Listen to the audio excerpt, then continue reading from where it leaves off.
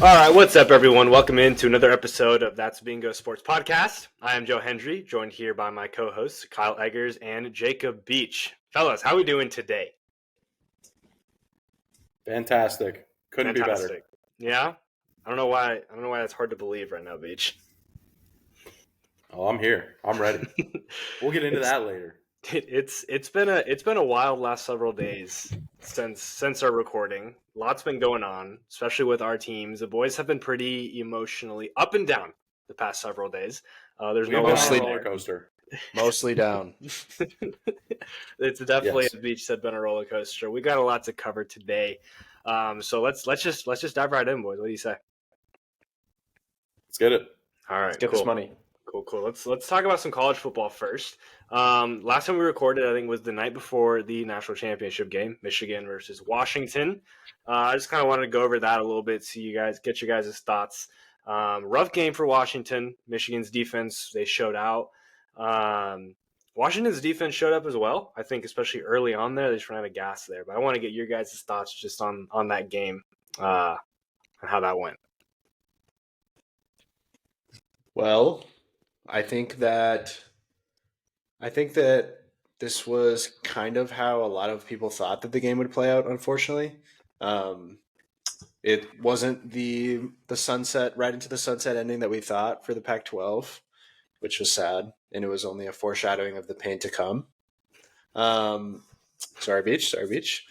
But yeah, no, I think it was kind of a tough game to watch as a Penix truther because his O-line didn't help him out, and he got crunched. He was seeing ghosts at the end of the game, but I think it was closer than the score showed.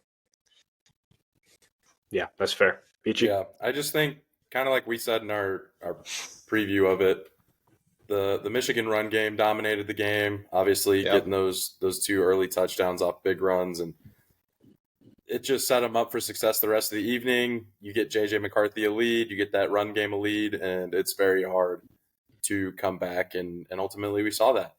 Washington had some chances to make some plays, and they kept it competitive, but Michigan was the best team all year in NCAA football, and they proved that once again on the national championship stage.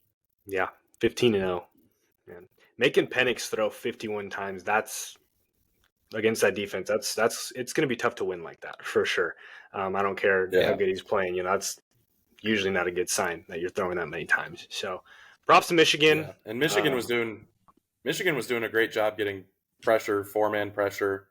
Like they were getting home without bringing any extra guys. Yeah. And so just like Kyle said, like Penix is not only is he under duress, but now he's also trying to throw into a coverage that's dropping, 7-8 guys every single time, and he's still getting duress. So yeah, it's just it was a rough night for him. It was a rough night for Washington, in their O-line. But shout out to Michigan, man. They had a great season, and regardless of the whole sign stealing scandal and Connor Stallions and all that, they bonded together and they proved that they were the best team. They are who we thought they were. They are. We do 300 yards on the ground, averaging 8 yards a pop, 4 tutties. That's wild. So can't wait to see that every day of the week. Yeah, can't wait to see that in powder blue, man. When Mr. Harbaugh signs. No, dude, it's gonna be interesting. I'm telling you guys. No, we'll move on Jim though. Harbaugh, welcome to Las Vegas. No, please, I'm begging. Nick Saban, man, retired, but felt like just out of the blue. It really was a whole lot of domino effects, which we'll get to. I mean, I don't really know what to think about. My only inclination is that like he just didn't like the direction that college football was going. I know he said he would stop when he didn't feel like he could give his all anymore.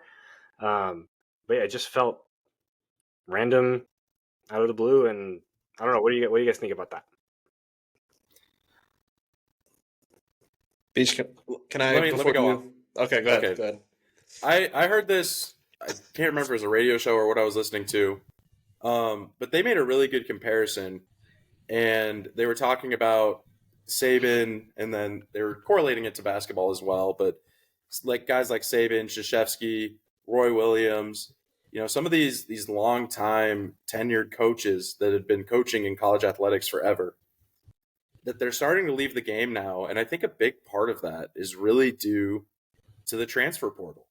I think these coaches really don't want to recruit their kids every single season. And that's what you're seeing. It's no longer is it just that you have to go out and recruit these kids and get them on campus and then you're done. Now you've got to worry about re-recruiting them every single year to make sure that they try to stay in your program. So then like that 5-star running back that you just got last year who maybe didn't see the field that much, now all of a sudden you've got to go re-recruit him to make sure that he doesn't leave and, go to some other school that's going to offer him more touches. And so I think that's probably one of the biggest changes that these older coaches are having to adapt to, is that these players have more freedom of movement than ever before, which, by the way, I'm all for. I think it's a great thing. But it is something that I think it is a struggle for those coaches to truly adapt to it. And I think you're just going to see more and more older coaches phase their way out because they just don't want to have to deal with that. Beach, I almost had the same exact take. Like I think that he was leaving because he can't manage as much as he used to. Like the playoff is expanding as well, and with like NIL stuff and like you're saying the transfer portal, like he's not going to be able to have the same level of dynasty that he has had the last 2 decades. Yeah. Like I don't think it was sustainable, and so like for him, it's like you either go out essentially on top, like you made the playoff. I think that's a huge victory. Or you just live to watch the Alabama dynasty crumble because the entire country's rooting against you. Like, might as well just retire before you get it taken from you. It's kind of what I think. Yeah, that's a good point. I mean, I think you guys nailed it on the head. Like for years, it was always with Saban. It was just the next wave of 5-stars that he recruited 2 years ago would come and dominate. Yep. The junior year. Like Derrick Henry ran for 2,200 yards his junior year of college. The 2 years before that, he ran for 900 yards and then 380 yards his freshman year, right? Like he didn't actually get a shot until his junior year because he played behind TJ Yeldon and Kenyon Drake his freshman year, and then TJ Yeldon again the next year, right? It's just one of those things of he just was able to consistently recycle. And now if a player that's highly recruited to a blue chip school like that, they expect to play, and if not, they're gonna go where their best option is. So I 100% agree with what you guys are saying there. So, and I think the thing with I don't think college coaches love recruiting overall. I think no, especially for a guy like him, where it's like I've proven my worth to this program and to these kids. Like if they don't want to come, then that's on them. And so I think it's just one of those things. Recruiting burns these guys out. Being on the road where it's now a year-round thing to recruit not only new players, but then recruit your own players still, it's just tiring. They don't really get any downtime. So I think these older coaches are just going to slowly start to phase out. Yeah. I mean, he's 72 years old. He'd been at Alabama since 2007. Like we were, 8 years old, something like that, Yeah. So I guess it was bound to happen at some point. Just kind of still felt like a shock. Kind of felt out of nowhere. And then his replacement, Kalen DeBoer from Washington, recently lost the national championship. We won't talk much about him, but that'll be interesting to see how he does over there. Also, one thing, Alabama fans, bunch of trust fund babies, they're in for a shock. I think once Bama doesn't make the playoff very soon, it'll be everybody's leaving. it'll be really interesting to see how their fans react. Anyway, DeBoer. I don't know. Go for it. I was going to say, I think DeBoer is going to do a really good job at Alabama. I don't think Alabama is going to fall off as far as people think. He's not Saban, but you also don't know that he's not Saban. Yeah, that's fair. And I mean, he just got Washington to a national title. That's impressive. Yeah. So no, you're not wrong. I think if he can get Washington to a national title, there's no telling what he can do with Alabama resources. Yeah, that makes sense. But let's move on, though. DeBoer leaving Washington causes a major domino effect within the bingo verse. Jedd Fisch has left the University of Arizona to be the head coach of the University of Washington. It escalated all Sunday this past week. And Yeah, I just want to hear. Let's start with Beach. Beach is telling me he's going to cook here, so I just want to hear what you got to say, Beachy, as our resident U of A truther. Let me preface this by saying I am not upset that Jedd Fisch left for Washington. I'm not upset when another man takes a better job, a better opportunity, more money, more resources. I can't fault him for that. What I am upset about is how Jedd Fisch handled his exit from the University of Arizona. He basically just left everyone without letting anyone know what his plans were in regards to the players, in regards to the families, in regards to the administration, and in regards to basically anybody that had anything to do with U of A. It has been reported that as late as Saturday afternoon, he was telling people in the athletic department and people that he was recruiting on campus. They had recruiting visitors on campus that Saturday when he was being interviewed by Washington, that he had no interest in the job. And then an hour or two later that night, he had the first phone call with Washington. And then later that evening, he had a first interview. And then, like Joe said, things escalated Sunday morning. And then for me, it all culminated. Obviously, we found out he took the job. Okay, whatever. But then that video that the Washington AD put out, where Jedd Fisch is smiling, they're in his Tucson home. They still got the Wildcat sign out front. He can say whatever he wants, and his agent is trying to do a hell of a job right now on Twitter to do a bunch of damage control, and it's just not working for the people of Tucson. Nobody buys it. They know what Jedd was really about now, and that's that he's just fake. He's a fake man. He just doesn't – he says one thing and will do the complete opposite, and that's fine. You know, you can live your life however you want to. But in my opinion, moving forward for the University of Arizona, I think it's good Jedd Fisch left. It takes a special person to want to be at the University of Arizona and to want to succeed. You can have flash in the pan success, and we've seen that. We've seen coaches come in here, and they've had blips. And I think that's all Jedd Fisch was, but he was never going to be here long term. If he didn't get this job at Washington, let's say Saban hadn't retired, and he had stayed at Alabama and DeBoer was at Washington, Jedd Fisch is gone next year to Florida or wherever, or to the NFL. Like, he was not staying in Tucson.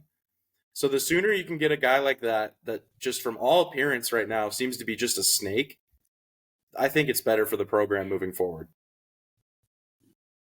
That's a take for sure right there. Kyle, what do you think? Yeah. I mean, Beach knows infinitely more than me. I'm an Arizona football fan, but I'm a casual compared to Beach. He's in the message boards. He runs the message boards. I think he's actually an admin. I am on the message boards. Hold on, Beach. How late were you up on the message boards last night? Oh gosh, it was at least 1:30 a.m. My God. I was in that Twitter space till at least like 1 a.m. I think I left at so like bad. 12:30 my time. I'm an hour ahead of you guys. That's like 2 hours. Oh my gosh. I was in the other one the other night too. Can I just say, shout out to Justin Spears, who's a local Arizona reporter here. He writes for the Arizona Daily Star. But he hosted a Twitter space on Sunday night for Arizona fans to vent, and it went on for 7 hours. You were there the entire 7, weren't you? The decent amount of it, yes. But so shout out to him because that was a fun time to be a part of. But that's good. Yeah. Anyways, Kyle, get your take off. I'm taking up a lot of time here. No, you're good. I mean, this is a safe space, Beach. We're here for you. Yes. Thank you. I actually was pretty heartbroken when the news came out. Not to take I think Beach may be in denial a little bit in that cycle of the 7 stages of grief. Yes. And I will love you anyways. But well, thank you. Dude, Jedd Fisch has done a phenomenal job. 100%. Whether or not you believe he's a T-lifer, which I think there are very few of those, it hurts losing that guy. It sucks. It literally sucks so much. And if there are any players that he takes with him, which I'm sure there will be, that sucks even more. I know nothing about Brent Brennan. I just remember his name being a finalist after Kevin Sumlin was fired. Mm-hmm. So I know that he was. I know that San Jose State, those San Jose State teams weren't great, but like I'm still lamenting over Jedd Fisch because he seriously turned the program around, and I'm not quite to the whether it's the denial or acceptance stage where Beach is at. I'm not quite there yet, but yeah, I don't know. I know literally nothing about Brent Brennan. I was actually going to ask you, Beach, like what are your thoughts? Like, do you think that he's going to be like a game changer? Do you think he's just like whatever? What do you think? Coaching wise, I'm not entirely sure. Just like you brought up, he had a losing record at San Jose State, but I'd argue that almost every coach in America would have a losing record at San Jose State because they have no resources and they don't dump money into athletics, right? So it's a tough situation. He has brought more success to that program than they've had in a long time. And so I think that's automatically a good thing. What I'm really intrigued by is he's not from Tucson, but he has his wife has family here. He coached here for a year with Dick Tomey and then coached with Dick Tomey at San Jose State when he went there. Mm-hmm. And then his brother was a receiver here on the 98 team that was probably the best team in school history. So he has a lot of connections to the Tucson area. And he was a guy that was just at San Jose State for 8 years. So he shows that he's not jumping around job to job, just trying to get to the next big thing. And I think for a program that has now gone through a bunch of different head coaches, I think they're just finally saying, like, man, we just want somebody that can stay here for a few years and try to build something, you know? And it might not be as flashy. It might not be as quick or as high watermark as Jedd Fisch is right away, right? Because what Jedd Fisch did, like you said, Kyle, it was incredible. To get that team from where they were to 10-3 and winning the Alamo Bowl against Oklahoma is an incredible feat, and I'll forever be thankful for him for that because it was a phenomenal feat. But Jedd Fisch never had his intention to stay here, even if he was trying to say that to the AD, to whoever else was listening. He always had one foot out the door. He always had his eye out the window, right? And I think with Brennan, that's not going to be the case. Now, whether or not he can be as successful as a coach, who knows? He might not be, right? But I'm at least going to give him the benefit of the doubt because I was firmly against the Jedd Fisch hire when it happened, and I had to do a complete 180 on it. So instead of just completely bashing Brennan, I'm going to say, you know what? Let's at least see what he can do here because he had some amount of success at San Jose State with absolutely no resources. Let's see what he can do at a university that's going to have Power 5 resources with a passionate fan base that has really united over this feeling of being betrayed by Jedd Fisch. Like, there are a lot of people coming out of the woodwork right now to support UofA football, to support these kids, to support this program that was being built, and they want it to continue. And regardless of whether these players stay or leave, that's what's going to last, and that's what's going to keep us pushing forward. So that's why I'm really intrigued by him. I don't know if it's going to be a foolproof 100% success story, but I think for somebody to come in and stabilize the ship, I think he's going to do a really good job of that. Yeah, if I can speak to Brennan real quick too, like, I mean, I don't know a whole lot about him, but like as a San Diego State fan, you know, playing him in the Mountain West and whatnot, and just in general, the Mountain West, San Jose State, they have been a bottom feeder within the Mountain West, which is not an impressive football conference whatsoever for years. And he took them to be competitive. And at one point, I think it was 2020, all right, COVID year, they finished 22nd, I think it was in the final college football rankings, right? They went 7-1. Wow. They had a great season. He's led them back-to-back bowl games, 3 out of the past 4 years. He's led them bowl games. They were 2-11 and 1-11 back-to-back years, his first 2 seasons, and then he's had 3 seasons with winning records out of the past 5 since then. So he's done a lot, again, with a school that has a budget of under $30 million for their athletics.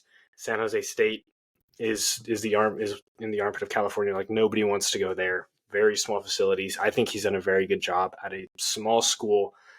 He's recruited well. You know, I don't know if you guys remember Nick Starkel, Texas A&M coach, and then he transferred to Arkansas. He ended up transferring back or over to San Jose State at quarterback, played there very well. for a couple seasons. So it's just one of those things of like he's shown the ability to hit the transfer portal well. He's got Siobhan Cordero as well. Past couple seasons, he just transferred out. So I mean, I think he's got the ability to recruit well within the California spaces if you're bringing in decent players to a school like San Jose State. And he's shown to be able to hit the transfer portal well. I was looking up some stats on some players recently. He's had several JUCO transfers come in and be very, very successful in his program. His offense seems to be very competent and whatnot. So if you're able to keep some of the players, which we'll probably get to here soon, Brennan does intrigue me as well, just from the standpoint that he hasn't been terrible at a terrible location like San Jose State. Yeah. That's going to be his biggest challenge right now. Now that he's hired, which also I want to say a huge credit to Dave Hickey and to Robbie Robbins getting this done fast.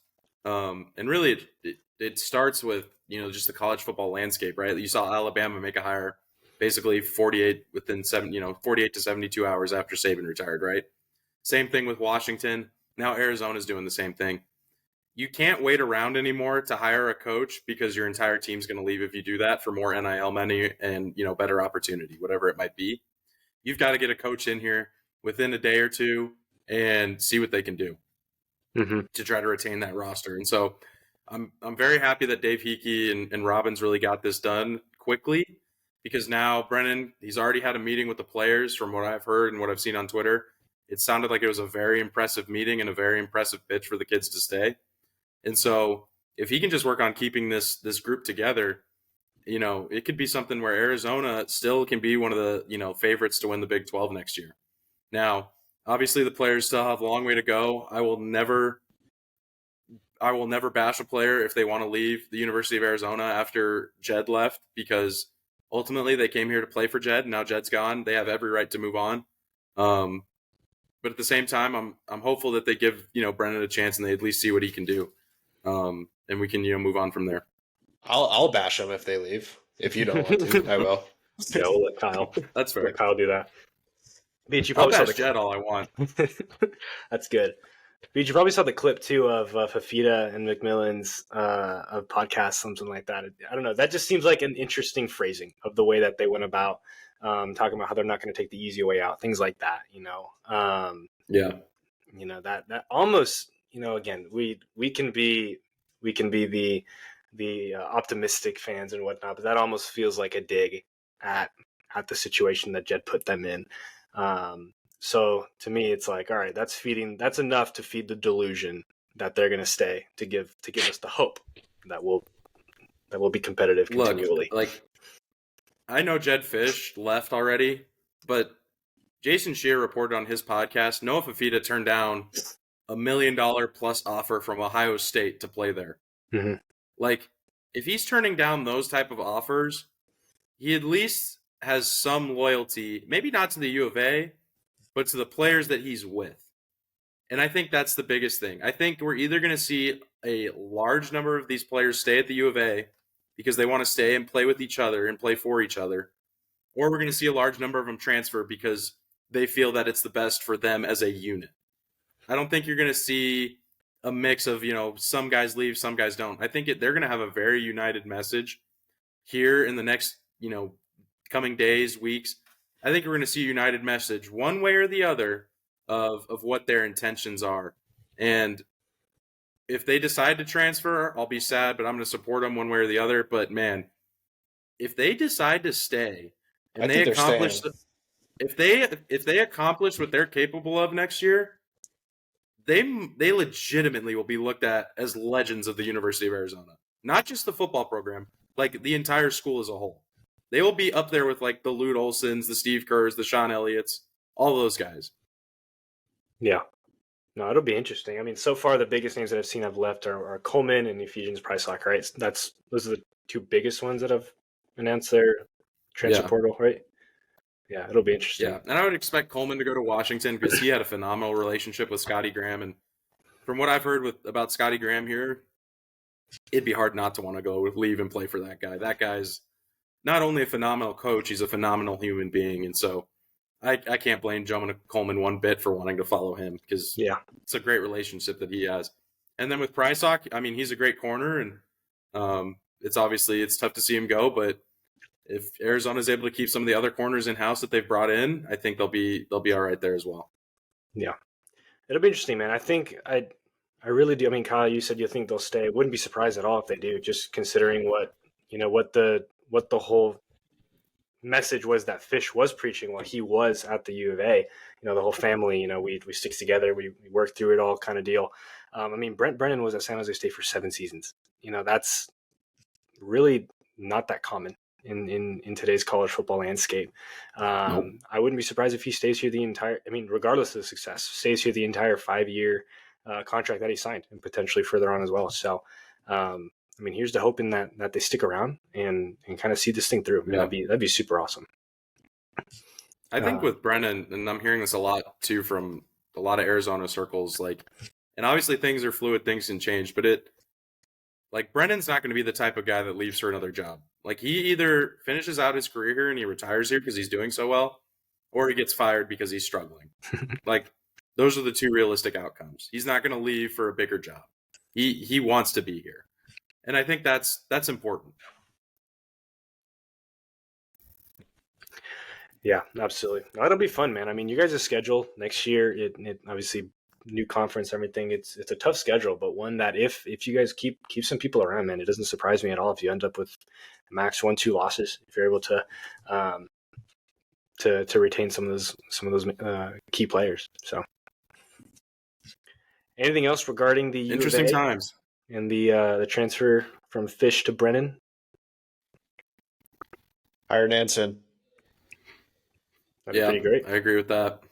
That'd be pretty wonderful. I'm just happy to be on this side of it because 48 hours ago was rough. I was sad. I was heartbroken that Jedd Fisch left.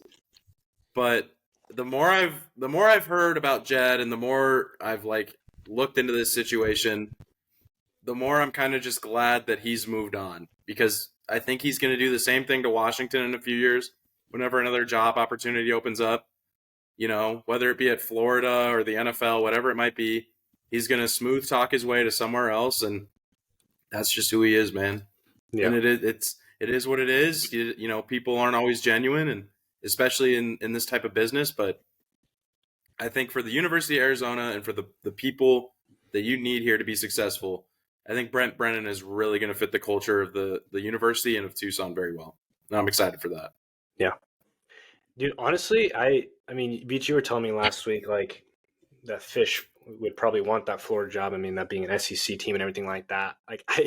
It wouldn't surprise me, and I don't know the likelihood, but it wouldn't surprise me if he jumped ship after a season. If things don't necessarily go great at Washington, and that Florida job does open up, and he does well enough to still get some interest. I mean, I don't know if you guys have checked out Florida's schedule next year. It's brutal. I think Napier's done there. I mean, they play Miami. Yeah. Texas A&M, Mississippi State, UCF, Tennessee, Kentucky, Georgia, Texas, LSU, Ole Miss, Florida State. They're probably winning 3 games. Not an easy schedule. So that's one of those things. If that job opens up next season, man, Fisch could jump ship again, and try to get to that SEC school before making the jump to the NFL. So, Beach, you said, to kind of wrap it all up at the beginning, this might be, potentially in hindsight, might be a blessing in disguise that Fisch did leave. I mean, they asked him today in his introductory press conference, and that's usually one of the things where coaches are lying out their teeth, right? And they asked him about staying long-term, and he completely danced around the question. I mean, he didn't want anything to do with answering that question because he knows he's not going to be there for a long time. You look at his career, and he's at a place 1 to 2 years, people find out who he is, and then he leaves. Yeah. So, well, if that's all we got on that situation, you guys cool if we move on to the NFL? Let's do it. Yes. All right. Cool. Like we said, crazy week this past week. The coaching carousel is spinning big time. Just to kind of recap it, Tennessee fired Mike Vrabel. New England parted ways with Bill Belichick. Pete Carroll is no longer the head coach in Seattle. Atlanta fired the terrorist Arthur Smith. Washington fired Ron Rivera. And then we also have the 3 head coaching openings mid-season in Vegas, Carolina, and the LA Chargers. we might not be done as well. There's rumors that both Philly and Dallas, that Mike McCarthy and Nick Sirianni could be on their way out as well. Boys, it's been wild. I just want to know, what do you guys think kind of about this coaching cycle that's going on right now? What do you think are some like perfect fits for some of these coaches with some of these openings? I want to hear your guys' thoughts. I mean, you know some of my thoughts for sure, but I want to hear your guys' first. I have some thoughts. I think that Mike McCarthy would be very good on the Battlehawks in the XFL. That guy needs to be out of the NFL. See ya. Oh my goodness. How many times have you seen? I think the one thing that I never got growing up watching football, I was like, dude, why are we just swapping head coaches? It's the same guy that just got fired 2 years ago. He's going to go to another place and they're expecting different results. I think that Mike McCarthy is one of the last of those people where it's like, okay, like we know who he is. He's not going to do anything. He's probably gone. I think Sirianni will probably also get fired just because like that was a brutal end of the season and Philly is like no nonsense. And their window's right now. So like they got to figure it out. But I have no idea in terms of like other people going other places. I know that there was like rumors of Vrabel going back to New England. I know that there was rumors of Belichick going to Atlanta. Like, I don't know. Like, to me, I have literally no idea. But I think that I'm hoping that it's like a new era and people seeing the Sean McVays, Mike McDaniels, like all of these younger coaches that are just coming and making teams out of nothing who've just been assistants their whole career. I hope that we just see some new people get a shot. I think that would be cool. That's all that I want. Yeah, I think we will, man. I mean, there's some pretty hot names out there, like Ben Johnson. Obviously, I mean, he was a popular name last season. Came back with Detroit, and it's worked out so far for them. But I think this is his last season there. He'd be head coach. Mike McDaniel, or not? Sorry, was it Mike McDonald with Baltimore? Right, that defense was crazy good. Just some of the things that they do there are pretty fantastic. I mean, those are the two main names. There's plenty I'm forgetting, but I think we'll definitely get some. I mean, Bobby Slowick is another one. We'll definitely get some young up and coming coaches, and I think we'll probably get some decent resets for guys like Belichick, guys like Vrabel. So I don't know, Beach. Give me your thoughts on the coaching carousel so far. I mean, I think it will be interesting. The one I'm looking at right now is Philadelphia. Like, what do they decide to do? I think you told me last night. You joked that Nick Sirianni would have gotten a 4-year extension from Michael Bidwell and Steve Keim last year, which made me laugh. But if they do get rid of him, Bill Belichick there would be intriguing to me. Oh my gosh, scares me. Just with that defensive personnel, I'm like, man, they would be scary if he went there. But that's the only one that I'm like. He excels at coaching linebackers, which is their biggest weakness right now on defense. And like, if he gets a couple of good players in there, that makes me nervous, man. Yeah, they'd have a scary team, I think, if he went there. But ultimately, like, I think it's one of those things you never really truly know what a coach is going to look like until they actually start getting some games in outside of the head coaches, like Kyle just said. And I think we are going to see a lot of these coordinators getting hired because that's what everyone wants, right? As soon as Sean McVay had that success, they're like, we want the next Sean McVay, and now it's we want the next Mike McDaniel, and you know, and it's going to be we want the next Shane Steichen. Like that's how it's been evolving the last few years, and I don't see that being any different. Obviously, you're going to have the coaches that got fired that maybe shouldn't have. Like Vrabel getting fired in Tennessee, I think was another one that I was like, that was really bizarre to me. I don't think he was the issue in Tennessee. I think he was far from it. So it'll be interesting to see where he goes because I think he could go somewhere and quickly turn a team around and have some success. But yeah, I don't know. It'll be interesting. Obviously, I want Harbaugh to go to the Chargers just for Joe's sake, so I don't have to hear him complain about it anymore. But yes, please. Yeah, Joe, what are you? I know you want Harbaugh, but outside of the obvious, what else? I mean, for the Chargers specifically, like Harbaugh's number one. I don't want Belichick. The Chargers are in a unique position where we have the quarterback, and that's about it. Like, usually it's the other way around. It's like bad teams have talent elsewhere, but they don't have the quarterback, you know? And, you know, at the very base level for success, you need a quarterback, you need a coach. Like, that's really, those are the two biggest deals there. And I think they can do that. So, like, for me, there's a pretty big gap after Harbaugh. Vrabel would be awesome. I think he can coach a defense pretty well. He's been successful so far in the NFL. I think he's never had a quarterback like Herbert.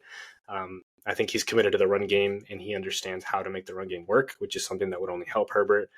Ben Johnson is intriguing to me as well, just what he's been able to do with the Lions offense and just a really consolidated approach with he's got two pass catchers, and then his ability to use both Montgomery and Jahmyr Gibbs in really unique ways, and he's just incredible. Those would probably be my two names after that. I don't like Belichick. I just don't think he would need roster control, and I don't like the way that he would probably build the team up from the bottom. So I don't know, man. Though it'll be fascinating. I mean, there's other openings like Atlanta that really interest me. I think Belichick in Atlanta, like they interviewed him, that one would be fascinating to me. Just again, like with the offensive talent that's already there, that's young, he doesn't need to really construct the roster from the bottom up. He just needs to go in there and work with his strengths and get the ball to his best players, you know? So that one's fascinating. I do think Seattle made a mistake though without Carroll. I think that Pete Carroll's I forgot about that one as well. That one was surprising. I think Pete Carroll's run of success for a few years there, it spoiled the Seahawks front office. It spoiled Seahawks fans. I mean, I even saw a lot of Seahawks fans were like, "Let's go, we're getting rid of Carroll," and I'm just sitting there and I'm like, bro, that dude has taken. Last year was one of the worst defenses ever to a winning record, and did they make the playoffs last year? They did, right? And then this year again to a winning record. They did. Yeah, this year to a winning record. They needed a Green Bay loss last year, right, to the Lions, and that happened. I think so. Yeah. And then again this year, like it wasn't as good, but like Geno was beat up at different points in time. Like I still think they had an underachieving defense. There's not a lot of talent on that side of the ball. I mean, he's made the playoffs several times in the past 5 years still. To me, that feels like a rough move. And on the flip side, though, there's the idea that he's been there a long time. Maybe it was just one of those, you've been there too long, time to move on and do something different, which I think there's validity to that. So I don't know, man. I'm fascinated to see what this all happens, the implications of it all. Like Dallas, let's say McCarthy goes away, Dak is up for a contract situation, right? I think, or a contract extension. That's super interesting. If they get a new coach, does he want Dak? Does Dak hit the open market? You know, I think that there's just a whole bunch of really, really fun dominoes that could come out of this head coaching season. So we'll see, man. I'm super excited though. I really do think, I'm pretty confident we get Harbaugh. We met with him a couple days ago. I think it was yesterday. I met with him yesterday. There are rumors that talks were ongoing today. We've interviewed a couple of GM candidates. I think my theory is that if we hire a GM the next couple of days, that then Harbaugh is essentially he's a Charger for sure. Because that would have just meant to me that their conversations the past couple of days have just been about personnel. Who does he want? And then they just get that process rolling. So those are my thoughts on that. To go wrong for you, dude. If we're gonna bring in Dan Quinn, and I'm gonna freak out. Arthur Smith. Oh my gosh, dude. Oh, great Evans. Arthur don't even give me that, dude. Do you think Antonio Pierce gets the Raiders job? He should, but he probably won't. They have to, dude. Like with what the players have already said, there's no shot that Mark Davis can't give the job to him. Have you seen Mark Davis's haircut? He's not known for making good choices. Yeah, I was gonna say Mark Davis. This is true. I don't know if we can count on him to make a good decision. Yeah. You see, here's where I'm at. Like I know Antonio Pierce had a good season and everything like that. But there's a part of me that wants the Raiders to do that. Like I wasn't necessarily overly impressed with Pierce. I think they have to do it for the sake of keeping the team together. I mean, Max Crosby already said he's like, I might ask for a trade if we don't get Pierce back. If that happens, I'm just like, number one, if they don't go with Pierce, then their best player is potentially gone. There's dysfunction in the front office again, as there usually is. And then, or if they do get Pierce, I'm not sold on him as a head coach. So to me, it just seems like a win-win situation for me with the Raiders. But he should get the job. I think based off what he's already done there. Cliff Kingsbury, welcome to Las Vegas. Oh, that'd be horrible. Exactly. That's what I'm saying, Yeah. man. There's the rumors of him going as the offensive coordinator, and I'm like, oh my gosh. Antonio Pearson and Cliff Kingsbury. That's a combination. All day long. I actually have a question. Two of the guys that have failed upward the most, I think, in their careers. Yeah. Probably. I need that. I need some upward failure in my life. I mean, Pierce literally, demolished ASU. Oh, yeah. He got in trouble with recruiting violations. Yeah. And then now he somehow... Yeah. And now he somehow talked about being an NFL head coach. Yeah. And then Cliff Kingsbury, I mean, his story is obviously... Everyone knows his story. Just being a under 500 coach at Texas Tech all of a sudden is handed the keys to the NFL franchise. How does that happen? Yeah. No, that's wild. What I hope they do, and then I hope they go back on Hard Knocks. but Beach what job opening do you guys think? What job opening do you guys think is the most attractive right now to a prospective head coach? Seahawks? Probably not. Geno as your quarterback is kind of tough. I'm gonna be a homer. I'm gonna say the Chargers. Let's go. I just think having the quarterback in place, even though that's the only thing they have in place, that's the most important piece to have in place. Mm-hmm, if you have that, you are looking at a significantly shorter amount of time to rebuild a team than if you don't have that. Yeah. So if they get the coach right and they get the pieces around him right, I mean, they can be back to a playoff team in no time. But yeah, I think that's probably the most attractive opening just because Herbert's there. Yeah, that's fair. Another question: would you guys, if you guys were the GM, would you fire Sirianni? I wouldn't. I don't think I would either. The guy just went to a Super Bowl. They still made the playoffs. I know they flamed out, but that's still. I think it's probably a year too soon. It's fair. I do think that the Eagles just looked defeated for the last 2 months of this. It was weird. So maybe, I mean, we're speaking from an outsider's perspective, but they were playing like a team whose coach lost the locker room. That's what they were playing like. And so if that's the case, I don't hate the move of firing him if it's going to get your team to rally around somebody new and play inspired. But I don't know. From an outsider's perspective, I think that he's performed too well to fire him. That's fair. Yeah. That's fair. That's kind of how I feel too, but at the same time, I kind of felt that way with Cliff, and then the next year they went 4-13.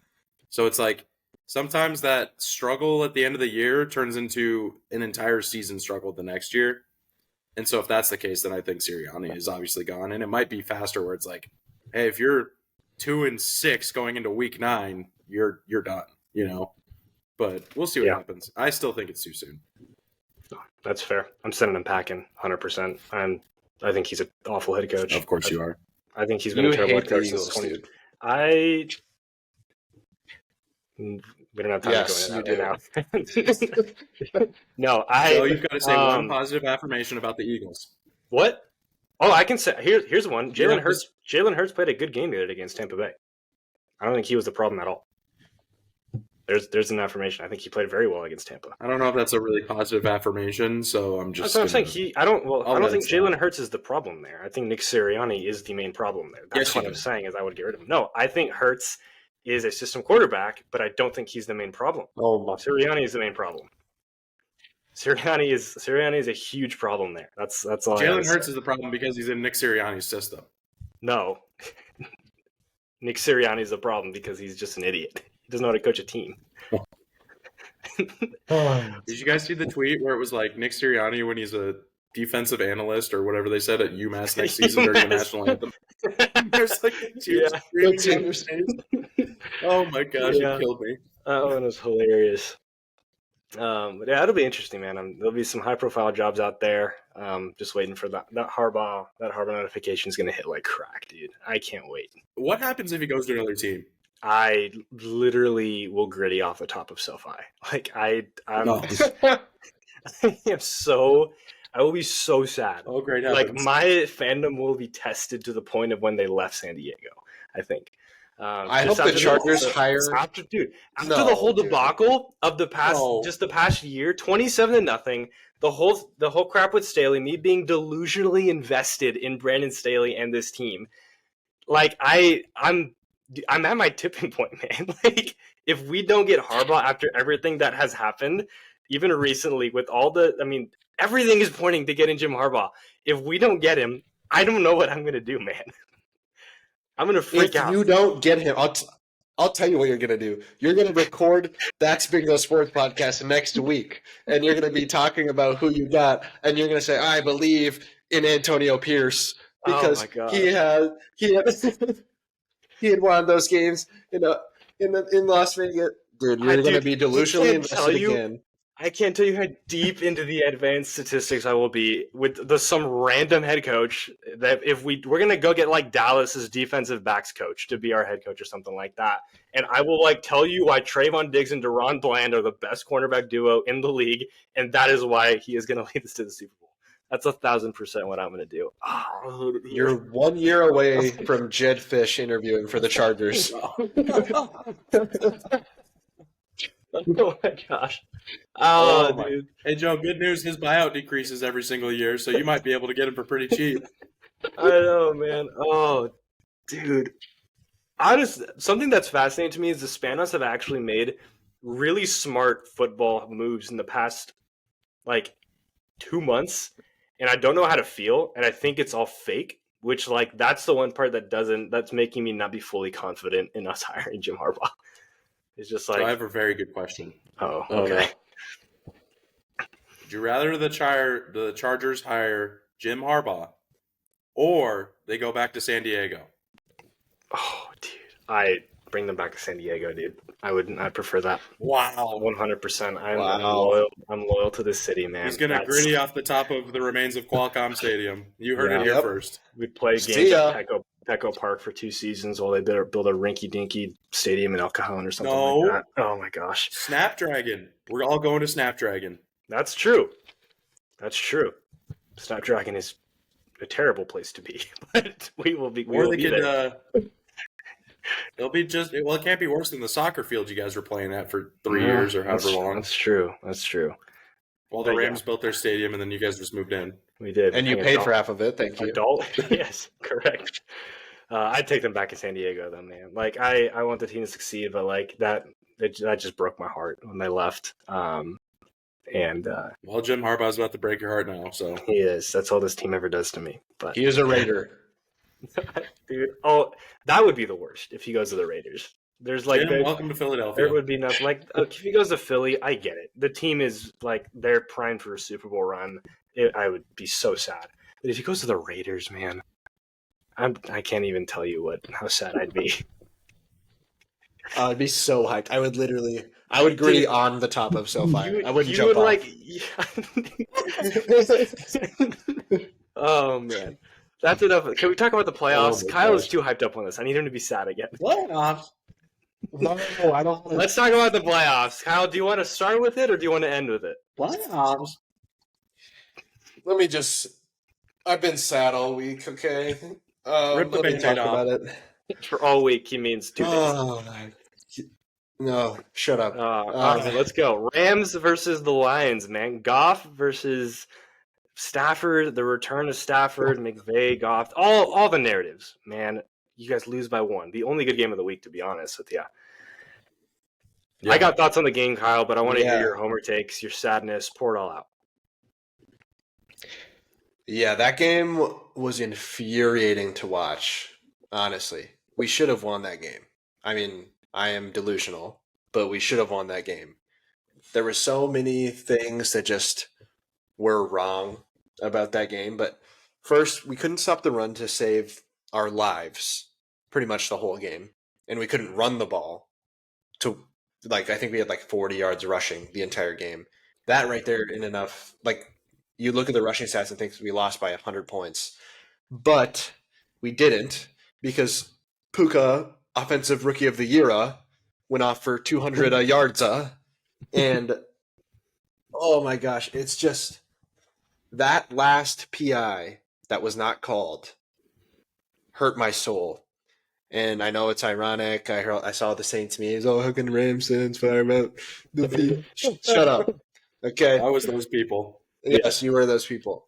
But like, yeah, it sucked. The fact that we targeted Cooper Kupp 100 times in the red zone for no reason. Like there was a lot. Like everybody was banged up, but I'm not quite to this point. But when I get there, it's in the grand scheme of things. This was a year where everybody projected us to win 4 games. This was a year where we had to eat $80 million of dead cap space, and it was essentially a lost year. This is going to be our first year with a first-round pick. Everyone just thought that we were just going to die, tank for Caleb. The USC to LA Rams propaganda was already like coming out at the beginning of the season, and I was kind of on the hype train. But like we overperformed every expectation. I'm proud of them, but it hurt my soul to watch Jared Goof beat us in a football game. Yeah, man. Good old Jared Goof. I mean, you mentioned, man, people project them for 4 wins. I remember texting you guys at the beginning of the year and saying this Ram team is going to win 2 games. I thought they were that bad. Their defense, I didn't think had anybody. But of course, Les Snead hit on 2 mid-round defensive ends, 2 pass rushers. Like, I mean, he hits on the best rookie receiver we've ever seen. Kyron Williams comes out of nowhere. Ever. Like, I mean, to be fair, we probably should have seen this just considering their track record and Stafford coming back healthy, and everything. But yeah, I mean, just based on the expectations, like I thought they were going to get the 1 pick. I was like, they're going to go for Williams, and fantastically impressed with the season. But just like you said, a brutal way to go out. Like, I mean, look, I'm looking at the stats right now, man. It is dead even. Like 55 total plays for both teams. You guys outgained them by almost 100 total yards, more yards per play. But you guys lost it in the red zone, and you guys went 0 for 3 in the red zone. The Lions went 3 for 3 in the red zone, and that was the difference. You set up for field goals. I think I knew it was GG's, I think, when you guys missed that fade route to Cooper Kupp, which terrible play call. Don't ever run a fade. When you guys missed that fade route to Cooper on the left side of the end zone, had to kick a field goal. I think it was like third quarter or something like that. Like that to me, it was like they can't execute in the red zone tonight. Brutal loss, brutal way to end the season. But respect, like you said, you'll get there. Respect to the Rams for outperforming considerably. I mean, you guys were 3-6 at one point or something like that. And making it to the playoffs and given one of the hottest Super Bowl picks right now, a good game in their home stadium. What I will say, this is what I'm probably most excited for. I know that the Rams have a first-round pick, and everyone's like, oh, like this is going to be McVay's first-round pick. That's great. What I'm more excited for is the Rams have 7 picks in the 5th and 6th rounds. And we don't miss those. We hit those picks. And we're going to pick Sam Hartman, and he's going to sit behind Matt Stafford for 2 years. And then Sam Hartman's going to be 30 because he was in college for 18 years. And then him and Stetson Bennett are going to have the greatest first-year tandem, but the oldest first-year tandem quarterback in history. And we're going to win the Super Bowl with 2 first-year quarterbacks that are 35 years old. That's all. I will say, I think you guys have to draft a quarterback. I've been looking into a lot about the stats behind quarterbacks that sit for at least half of their first season in the NFL, and they play really, really well. And the stats back it up, which is really fascinating. So I think getting someone to sit a year or 2 behind Stafford would be really, really, really beneficial for you guys. Before we move on to the next game, shout out to the Lions. First playoff win in 32 years or something like that. So good for them. Shout out to the Lions. I'm sorry, Kyle. Shout out to the Lions. I'm sorry that you had to sell the soul of the Detroit Pistons to get this. But I mean, Michigan football overall right now. Michigan football right now is they're on a high with the University of Michigan and the Detroit Lions playing well. So Let's move on to the next game, though. We had the Tampa Bay Buccaneers versus the Philadelphia Eagles. We covered that a little bit earlier. I just want to get you guys' thoughts on that game, though. The Eagles are frauds. I was going to say, I don't have very many more thoughts. The Eagles are frauds. Baker Mayfield's back. Never left, baby. That's it. Rams Never legend. left. Yeah. I mean, I don't have much to say. I just felt this. I think this was a very, very predictable outcome overall. Like, it kind of felt like it was headed that way with how the Eagles had been playing, so I wasn't surprised to see that. Yeah. But, they took it to him.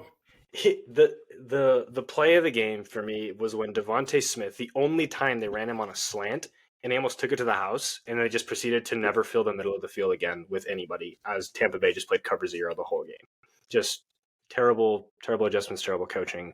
Shout out Tampa, shout out Baker, man.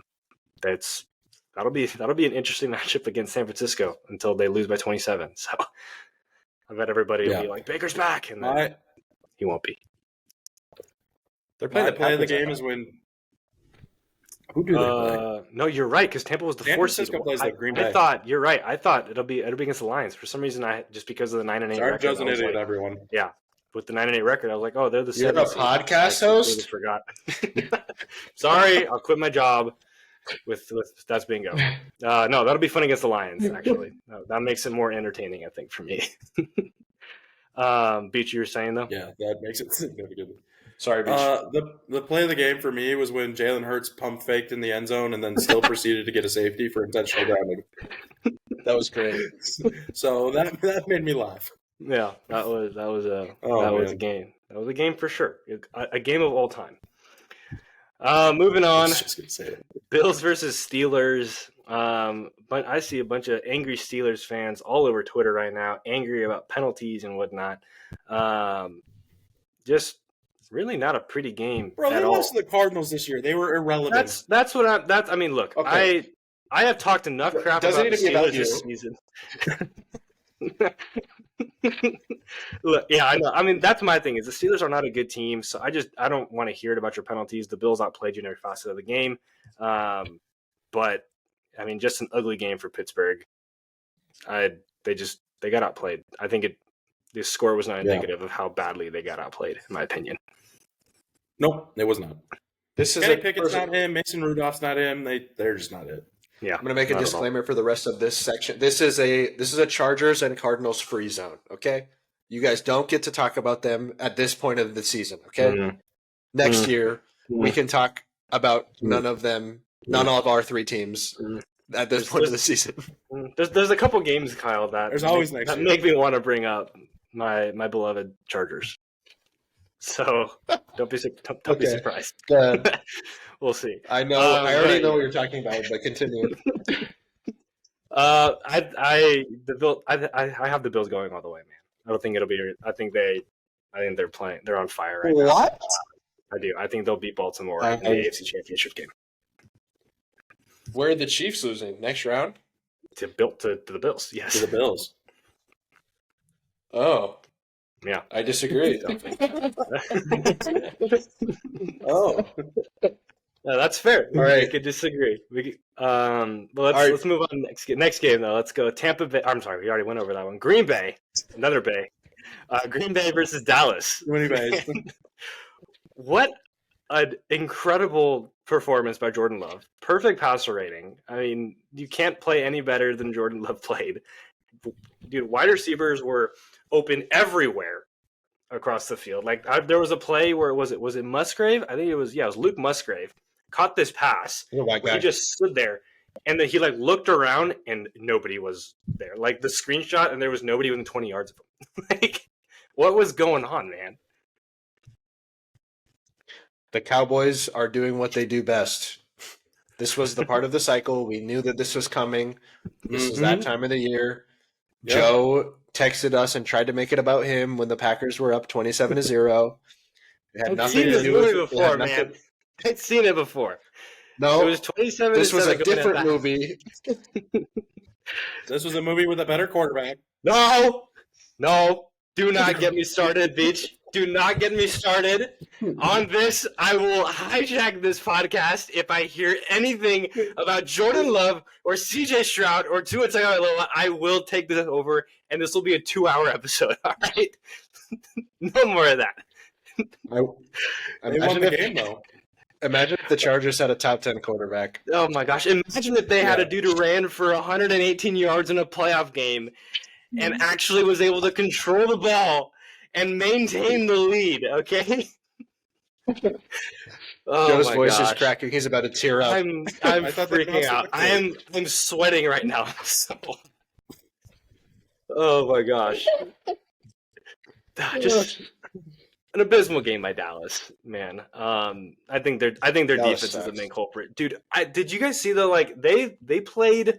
I think it was Dallas excelled at playing man defense the whole year, and they just ran zone the entire game this week, and they just got picked apart. That's a Dallas thing to do. Literally, I saw all these people. I don't remember who it was. A bunch of people on Twitter being like, "Dan Quinn, what are you doing? We play man defense, and we're running zone." It just, yeah. I mean, Green Bay's on fire right now. Jordan Love. I can't wait till Joe's talking about that same thing next year for the Chargers. Dude. Oh man, I'm gonna let that slide. Jordan Love is the truth. Moving on, Kansas City, Miami in what was it negative 30-degree wind chill or something like that. Patrick Mahomes' helmet is cracking on the field. Tua Tagovailoa is the worst football player. They just got. Have you guys not seen that clip of Tua saying that? I am the worst football player. I was crying and go to Gronk when I saw that afterwards. I am the worst football player. I'm like, this is great. But yeah, dude, the Dolphins didn't stand. I mean, they just couldn't do a thing. Rashee Rice cooked them. Isaiah Pacheco was a workhorse on the ground. What are you guys' thoughts on that game?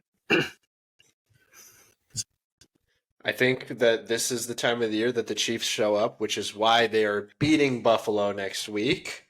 And I do think that they might lose the Ravens in the AFC Championship, but I think that this is they're going to turn it on. They're going to play well.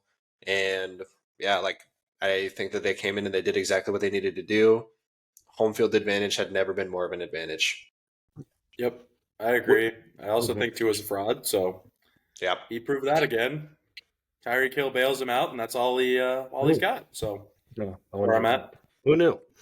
Actually, here's a question for you: If the Dolphins had gotten home field advantage, do you think they would have been able to rip off a win or two in these playoffs, or did it just not matter to you guys? No, it wasn't let's say this game is flipped. Obviously, that's seeding things are very different in that case. But if this game is played in Miami, do they have a chance? Beach, let me cook here. I'm sorry. Go off. I need to scratch my own back here because I said that the Dolphins were frauds. You did? I said that 3 months ago, and everyone disagreed with me wholeheartedly. But the Miami Dolphins have won, I think it's 2 games over teams that are over 500 in the last, what is it, year and a half or something? It's incredible. They are not that good of a football team. They just are a flashy football team, and they put up numbers against bad football teams. I don't think that they're that good. That's exactly what happened. They were outclassed on both sides of the ball. Tyreek couldn't save Tua because they schemed for him, and there was nothing that they could do. And maybe they score one more time in Miami, but I don't think that it's really even a game still. Yeah, that's fair. I get it. The weather was cold, but it wasn't like the field was covered in snow. It's not like it was raining or snowing at that point. The only thing Miami would have had an advantage is that it's just warmer.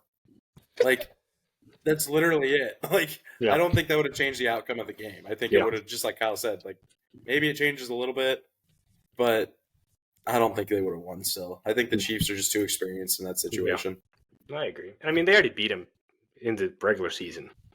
So, I also don't think that would have really changed anything. So, all right, moving on to our last game, though. The Flacco magic has unfortunately expired. The Cleveland Browns lose to the Houston Texans 45-14. Houston pulled away late with a couple defensive touchdowns. CJ Stroud also, I mean, perfect passer rating. Incredible game there. I mean, we got a Davis Mills sighting. Awesome game, dude. Super sixing Stroud, just cook a really, really good defense. I mean, what are you guys' impressions on Houston right now? Do they have a shot against Baltimore? I don't know. Talk about this game and then your thoughts on them moving forward. It's Jover. It is. Go ahead, Beach. I'll go after you. I just needed to get that off my chest. My impressions is that the Cardinals' first-round pick is getting lower and lower with each Houston win, so I'm not happy about that. Don't make this about you. Oh, sorry. I had to get that off my chest. It's going to be so much better next year when I can root for CJ Stroud. I have a question, though. One, I think Houston – I think they probably lose to Baltimore, but I think it will be a really, really good game. But their future looks great because of CJ Stroud. But I'm more so asking this to Kyle. Would you rather have CJ Stroud or Justin Herbert? That's a good question. He already has way more playoff success than Herbert. Well, it's not hard, honestly. So does Jared Goff. I think I take CJ Stroud only because he is a Christian. I like that. All vibes. I think I take CJ Stroud as well just because of the aura. Yeah, you guys are idiots. I hate you guys so much. You guys are just idiots. You're baiting me right now. I know this. You're doing this to get a rise out of me, and it's working. You guys are delusional. You're gonna hate. You guys are delusional. You're gonna hate on the guy because his. No, I love CJ Stroud. Prison. You just gotta lean into it, bro. Bro, did you guys see that meme of that guy? He posted that video clip from what movie is that? I don't know. It's from Sing. It's the dude's dad's in prison watching the game, and he's like cheering him on. I was like, that is so out of pocket, man. You can't do that. Oh my gosh, you guys are delusional. There's no way that you guys are actually serious. So I'm just gonna forget that you ever asked that question, Beach. Justin Herbert is an atheist. You don't know that. You guys are the worst. How did you say if you think they're gonna lose to Baltimore? They're gonna lose. They're gonna lose to Baltimore. It's about to be siege over. I don't know how to make that one up. Yeah, that one is bad. I mean, dude, they've been getting some. Strover. Okay, I like that one. They've been getting some comparisons. I mean, to that 2021 Bengals team. You know, I mean, I don't fully believe it. I mean, their path was a little bit different. I mean, they had to play the Derek Carlos Raiders in the first round and Tennessee Titans, who were the 1 seed, I guess, technically that season. But I don't know. I do think Baltimore is too good. But I think it'll be a fantastic game. I mean, they played week 1. So it'll be really fun for that rematch and see how much Stroud has grown since then against a really good defense, well rested too. Yeah. Yeah, 100%. Yeah. Also, watching that Bobby Slowick offense, dude, was so much fun. And that was similar to the Packers. I mean, dude, their guys were open all the time. I mean, CJ Stroud was throwing dots. There was that one play where Stroud was about to get hit and he just launched it like off his back foot. And the adjustment to the ball that Nico Collins made to like turn his head, just fantastic football. They're going to be a really good, really, really good duo. And then you add Tank Dell back once he heals up. Yep. That'll be so much fun. Beach, I'm sorry for your draft pick. Yeah, I am too. Thank you for your consideration. But all right, well that's it for the playoffs, boys. You guys have any other thoughts on the playoffs of the NFL? Who wins Rookie of the Year? Do you guys think? If you could include this game, CJ Stroud. Yeah, I would. Yeah, Stroud. I think will win it. I'm sorry. It's just, yeah, I think Stroud wins it. It's literally the same. What more could he have done? He could have been a quarterback growing up. Yeah, he could have been a quarterback. 100%. Dude, this is rigged. It is. Yeah. It's rigged for the quarterback, man. It always is. Yep. We love quarterbacks. And CJ Stroud's had a phenomenal year. Probably He the did. best rookie quarterback season as well. So He might have. Puka, I'm sorry. Yeah. He'll So. just win MVP next year. Not right. If Cooper Kupp can't win MVP, I don't think he can. Yeah. Just wait to see what Puka and the MVP can do. What will Puka look like when he has Sam Hartman and Stetson Bennett throwing to him? He will look most valuable. That's what he will look. You're delusional. Any final thoughts here, fellas, You're before right. we finish up? Jared Goff sucks, and I hate him. Jedd Fisch is a snake. I love these final thoughts, boys. Jim Harbaugh to the Chargers. It's happening this week. I'm calling it now. Next time we record. Oh, Justin Herbert. Justin Herbert doesn't believe in God. Man. CJ Well, hey, Stroud. thank you all for joining us today. He's got that aura.